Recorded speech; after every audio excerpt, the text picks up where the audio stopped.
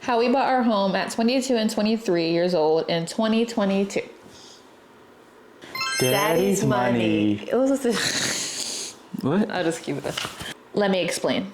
So I graduated college in 2020, which is a year before Ashton graduated in 2021. And we knew that in 2022, he was probably going to be placed somewhere. So I knew I had 2 years before I was going to be living with him. So my dad graciously let me stay with him rent free. And within those 2 years, I was able to save up $30,000. That's money.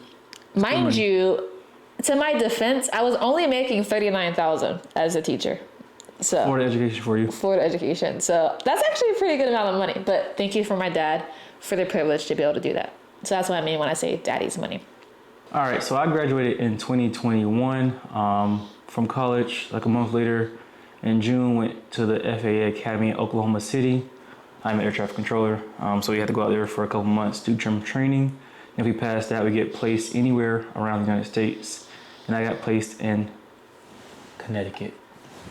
Was not very happy about that, but we have made the most of it, and look at us now. So he was placed in Connecticut September 2021, and I had started my second year of teaching August 2021. So it was a month too late. And so I finished out the school year and then moved up here with him June 2022. So in the meantime, from September 2021 to June 2022, when she came up here, I had my own apartment. It was a 1-bedroom, 1-bathroom apartment. I think I was paying $1,300 a month.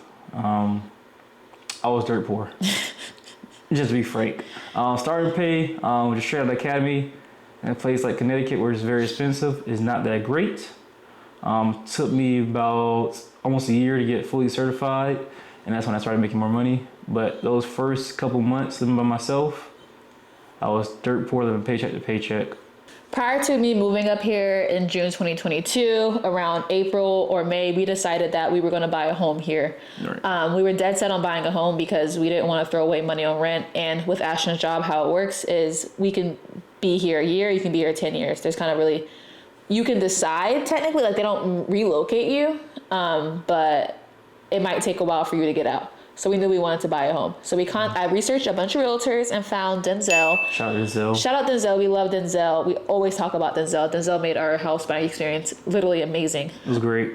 Phenomenal. And we sat down and talked to him. This is before I even moved, so it was on a Zoom call.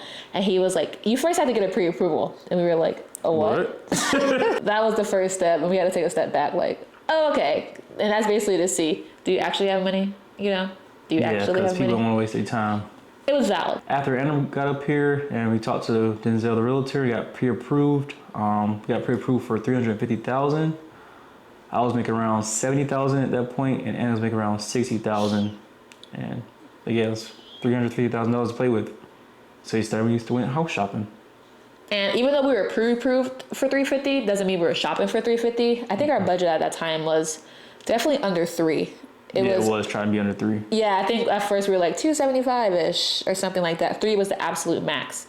But as you know, when you start shopping, then things become a little bit more realistic. So if you know anything about the housing market over the last 5 years, if you've not been living under a rock, you know the housing market is absolutely insane. Everything is super, super overpriced.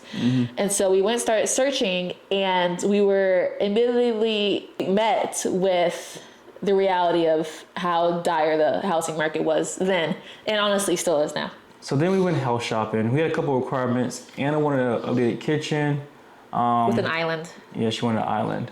She wanted, both wanted at least 3 bedrooms and 2 bathrooms. And garage. A garage, yes, definitely a garage, which is not very common up here actually. No, they're not common actually. Houses are weird up here, which you would think since it snows, everybody have a garage. So You're kind of picky about town too. And I wanted a home in a nice area, so.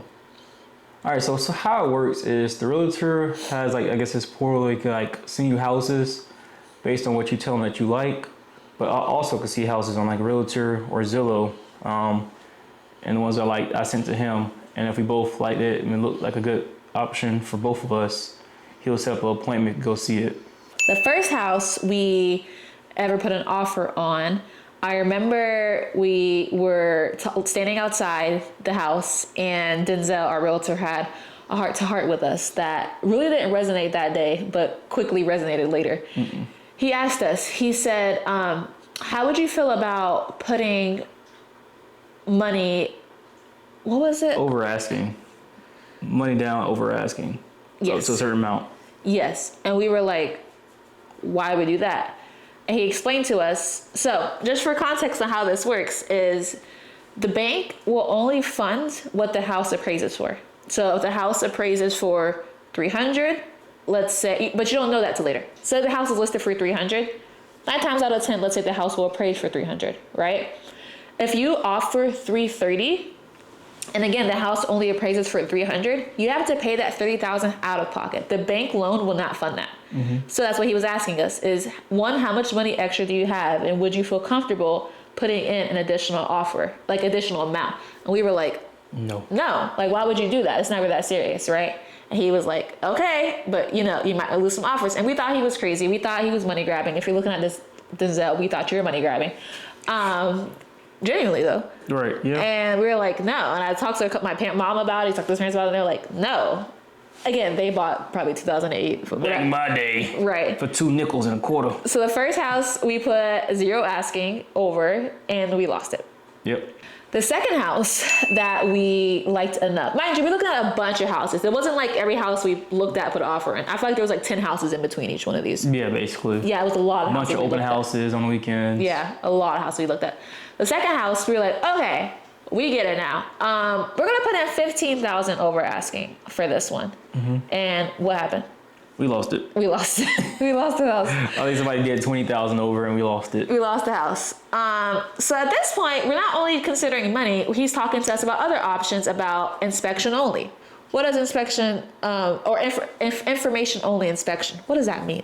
Basically, you're not gonna ask the sellers to fix something if something does show up in the inspection. Basically, just for information purposes only. Is that not insane? I find it to be insane. Yeah. So, the third house we put an offer in on.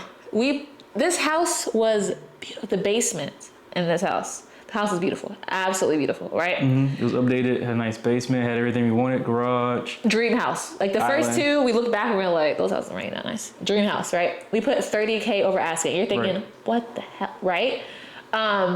Again, did we have $30,000 extra in the bank? No, we did not. We had just enough to cover closing costs and down payment. I'll talk about that in a second. But we really wanted that house, and we were just hoping that it would appraise for the extra value. If it does appraise that higher, the bank will cover that loan. So you have Yes. to put the money out of pocket. Yes, and this house was listed at 275. I think it was 286. Actually. 286. That's our current. We'll put it on the screen, right?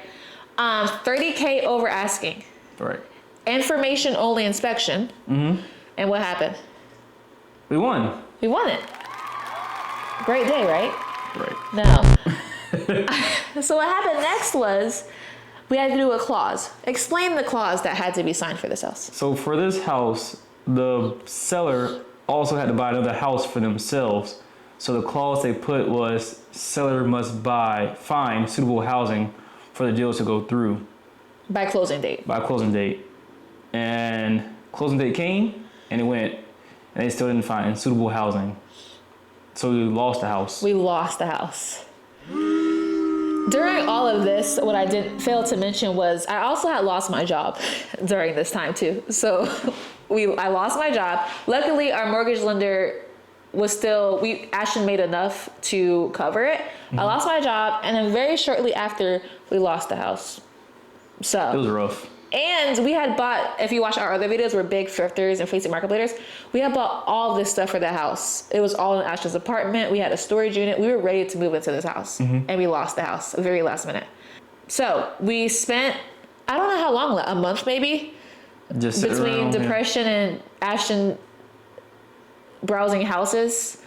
And when we were looking at one house, maybe a month or two later, I remember standing outside the house and Denzel was like, would you be open to going under contract with that house again? And we were like, hell no. The house we initially won the bid on, but then lost it because they didn't find suitable housing.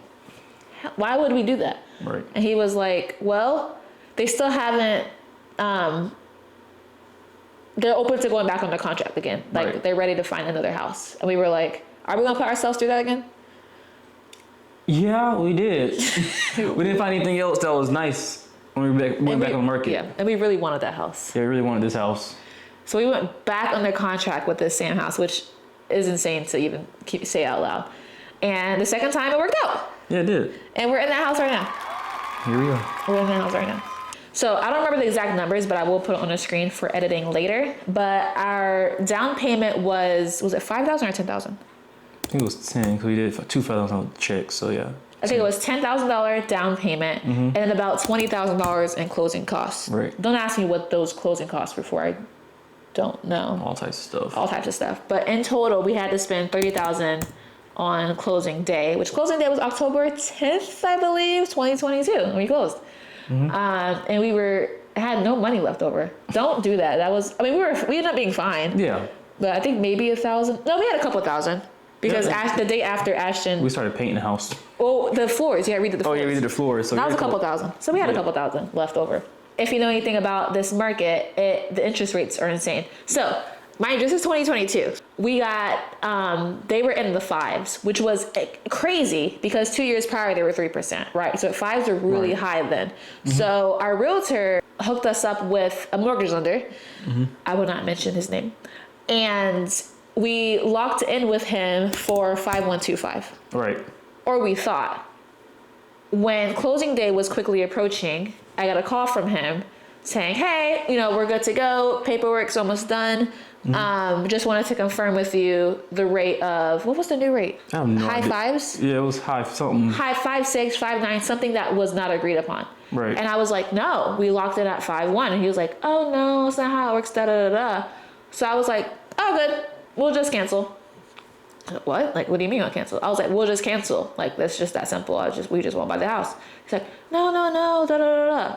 And what they ended up doing was paying $9,000 in buy down points. They bought down the rate for $9,000 to get it to where it was supposed to be at 5125. So shout out to them for fixing their mistake. But let us know if you have any questions. And yeah. Thanks for watching. Subscribe.